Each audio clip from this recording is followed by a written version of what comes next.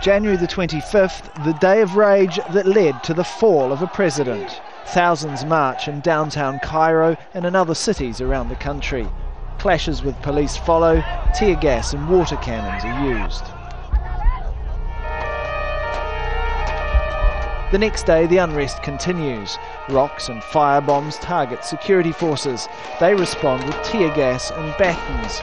Live ammunition fired into the air. January the 28th, and the government restricts access to internet and mobile phone networks. The clashes continue. Dozens are killed and 1,000 hurt as rioting sweeps the country. A curfew is called as the offices of the ruling NDP party are set on fire.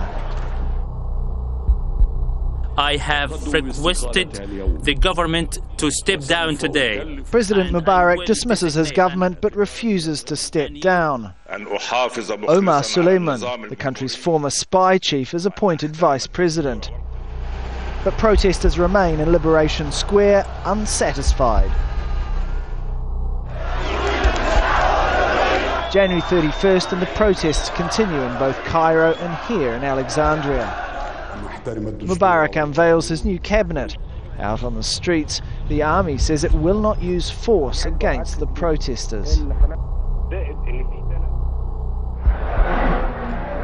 February the 1st, and marking a week of protest, more than 1 million people take to the streets of Cairo and other centres.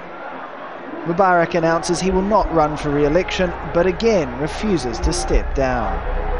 He says elections in September should find his replacement. Then on February the 2nd, the protests take a violent turn.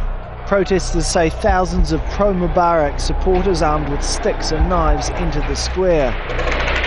Violent clashes follow, dozens are hurt and killed. February the 7th, and protesters hold a symbolic funeral procession for a journalist shot as he filmed clashes. Google executive and political activist Wael Ghonim is released.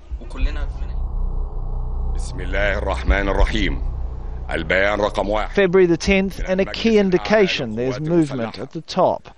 State TV shows the country's higher military council meeting to discuss what it says are the aspirations of the people. Then, amid growing pressure and ever larger protests, the president finally buckles. After 30 years in charge, Hosni Mubarak's grip on power has come to an end. Tarek, Bazley, Al Jazeera.